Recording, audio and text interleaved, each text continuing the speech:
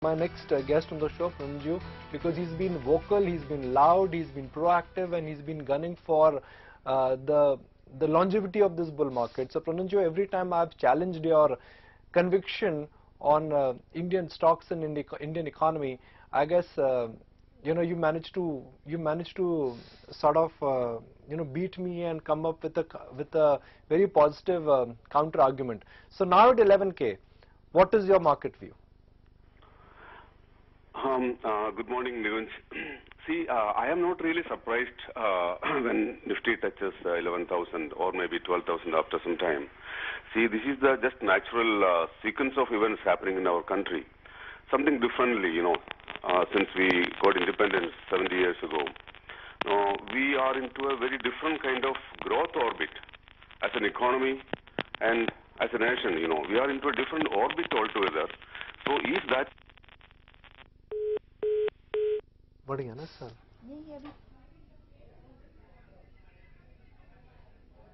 We'll try and get him back, but we're just going to map the journey on your screen that what really has moved the market needle, and 15% of the gains have really come from ICICI Bank, 10% from HDFC Bank, 12% from Axis Bank. So good old banks are making a comeback, but I think what is important here, Tanveer, is the contribution from ICICI Bank is the greatest and is the smartest, and Axis Bank is giving it some company. Let's also look at the IT contribution. For me, the surprise move has really come from the contribution which has come from the IT index. I mean, the IT index it's not a small index, it's a large index now, but the IT index in a sense has really led the market activity or led the market momentum from front this year.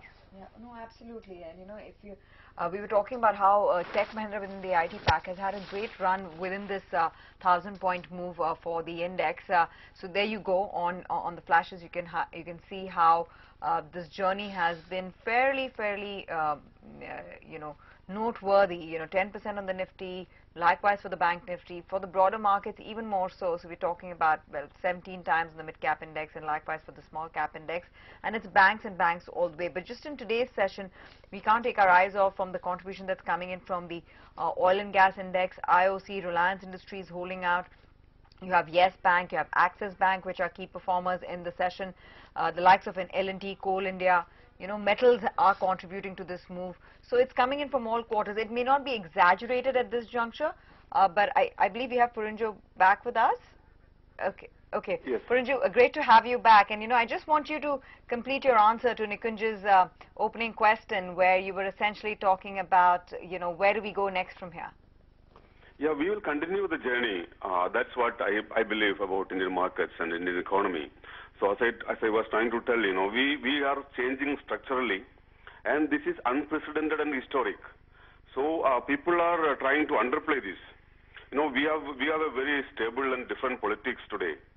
The policies are being formed, focused on long-term growth for the country and for reduction of poverty and corruption. So all these things have got a huge economic impact, which will take our growth into 8%, 9 and 10% maybe in some of the coming quarters as GDP growth. So, and this is going to sustain for many years to come. So that is why I found this structural change happening in India, economic structural change happening in India way back in 2013, before the general elections. And I was expecting a strong change in the politics of the country. So that has happened, and I strongly believe, more and more people in India, they are getting knowledgeable, and they are becoming good citizens. So this theme of development will continue. So if that continues to happen without any political interruptions, I am telling you, India has long way to go, and our economy has to grow from this 2.35 and 2.4 trillion dollars to 4, 5 and 6 trillion dollars in the coming years. And the companies, the entrepreneurs in India are going to create huge wealth, and in turn the equity investors are going to create amazing wealth. Already, if you see last 3-4 years, the massive wealth is created by equity investors, which is not really reflecting in the Nifty or Sensex. So especially those who firmly believed equity investing is not risky. Other people who misunderstood equity as a risky thing, they lost the opportunities.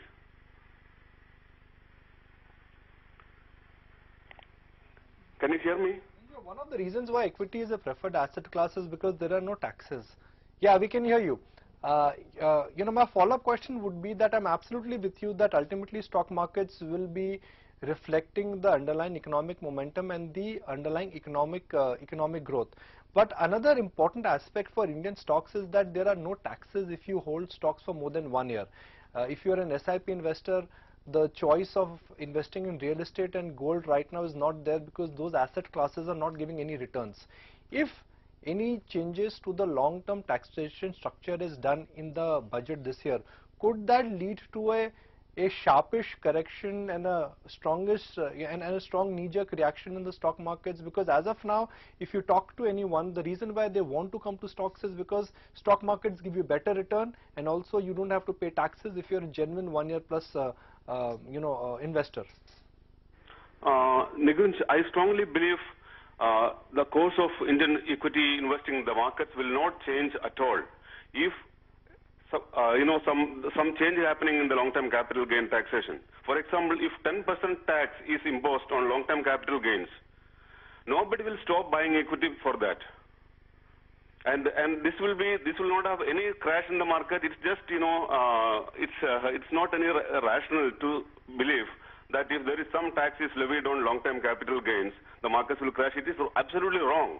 There may be some monkeys doing something for the next 48 or 72 hours, and there can be some volatility. Otherwise, market will not change its course of direction. Porinju, hi, good morning, and thanks so much for taking time out and celebrating the 11K mark with us at ET Now. Porinju, I remember 1,000 points back at 10K when we were chatting with you. You've always believed that it is the small and mid-cap stocks where money is to be made. For the next 1,000 point journey, would you say that it would be the small and mid caps which would contribute as much, or would you say maybe now it's turn of the large caps as we've seen in the recent past? Aisha, if you see the last many decades, whatever happening in the markets to the Nifty or Sensex, the small caps and mid caps, selective ones of them, they are the biggest wealth creators in India.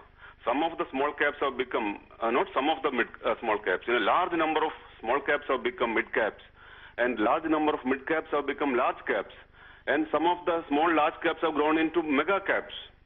So this is a process in the market. Actually, investor need not worry about the size of the company. A lot of people misunderstand me. I am talking about penny stocks and small stocks.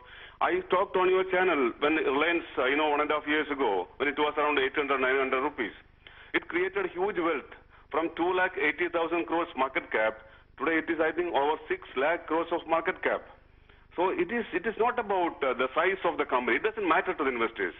And this segregation of small cap, mid cap, large cap, I don't believe in that. It's only misleading to the investing community.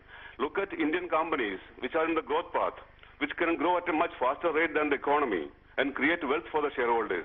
Let us approach the investing with an open mind. Why should we have constraints? Some people talk, liquid stocks, illiquid stocks, and even some academicians started using Bangar Cup kind of words, to mislead people. Actually, let's be open-minded and, use the common sense and wisdom. I'm telling you, our Indian companies, a lot of these mid-cap companies are going to become large-cap companies in the next 5-10 years. So that is where you create 5 times, 10 times wealth. Such opportunities are still immense in the market. And I would tell you, the market is not in some bubble territory or unhealthy kind of systems today.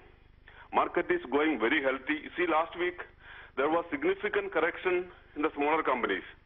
Actually, it was required. A lot of people were going complacent about it, going chasing the stocks which were going up. So that kind of sharp corrections keeps the market healthy, and our market is very, very healthy for stock picking even today. You rightly pointed out Reliance being one such case in point, Porinju. The other one, and this I'm freaking up from your tweets itself, you talked about 3 hotel stocks, the way they've gained almost about 150% in the recent past, the likes of Indian Hotels, Royal Orchid, or for that matter, Oriental Hotels. Are these kind of pockets some that you're reiterating towards, that there is still value on the table and people can still look at some of these names? Aisha, suppose a group of stocks, industry stocks goes up by 100%, 200%, then people come in a big way. That is not really required in India. We have got so many verticals, so many of segments. So let investors, especially small investors, look at those underperformers, which are yet to move. Now, hotel stocks, I identified at a very good time, maybe one year ago, 1.5 years ago. I was very bullish looking at their asset quality, their assets and operational assets, and the underpricing happened in the industry. Maybe these stocks can still go up, but smart investors should look for the next set of companies which are still at an inflection point. Even Indian hotels kind of stocks, I am very bullish even from these levels. Of course, I am not holding the stock. So these stocks, if it is much better managed, actually Indian hotels was mismanaged by Tata for the last 20 years. Otherwise, it would have been already 3-4 times of current market value. So if it is better managed by the new management or whoever, this company can still double from here in the next 3-4 years' time. I am not holding the stock. Okay, let's leave the hotel stocks aside, considering they've already seen a mammoth move. Where else do you find value in the market right now, Porinju? Okay, as a segment, as a vertical, I would say I had recently indicated about this. Tata Group is changing significantly after Chandrasekhar has taken over, and Mr. Chandra is doing an amazing job in my knowledge. I think he is exceeding expectations to a big extent. The way he is looking into every segment, every company, and interacting with the CEOs, and I can feel that they are looking at profitable growth. The earlier motto in the Tata Group 10 years ago, 15 years ago, it was about going global. You go acquire businesses and grow big. So that theme has given a setback to many of the companies in the group. Now things are changing. They are trying to disinvest, which is not the core business, or focus on their strength in each of the segment. So I would say some segments, now consumer, it already started with the Tata Global Beverages and Tata Coffee kind of stocks, even some part of the Tata Chemicals. There can be infrastructure and segment for the Tata Group, which I indicated recently. There is an unlisted company. There could be something happening in Tata Power, Tata Projects, which is unlisted subsidiary, and TRF, Arts and Engineering. There are a lot of companies in that segment. None of them are well organized, not well managed too.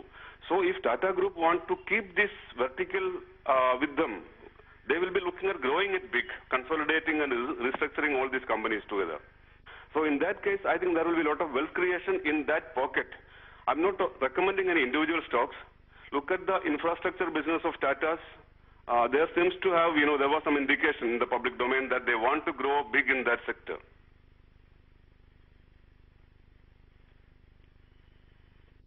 No, absolutely.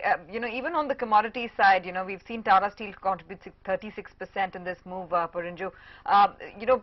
I want to particularly ask you about some of the large cap names, because I know we talk a lot about mid caps and small caps with you. Tech Mahindra has made a spectacular move, 46% in the last 1,000 points.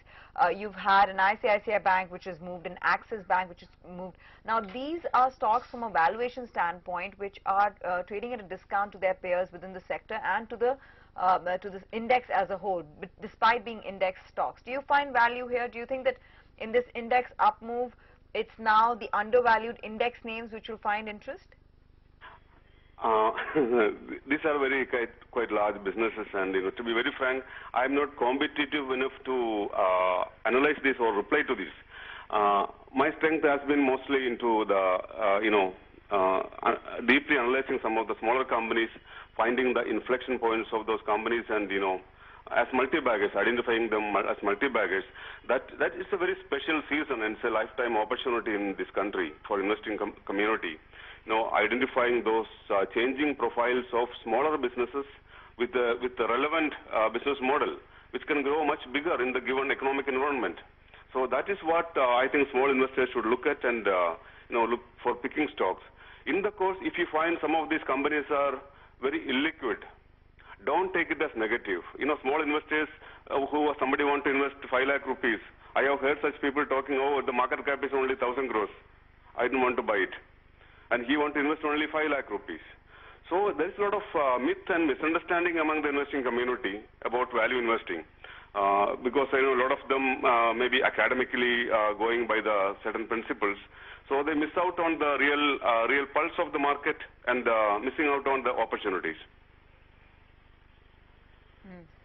So, Porinju, Right. Purinju, then two themes where perhaps you could be finding value in the broader markets. You touched upon infra. Now, the government in the upcoming budget is going to push infra in a big way. So, you know, any areas of interest or ideas that you're particularly evaluating from that standpoint where the fillip will come in through government's increased spending? And secondly, the rural economy. Anything related to that theme that you like?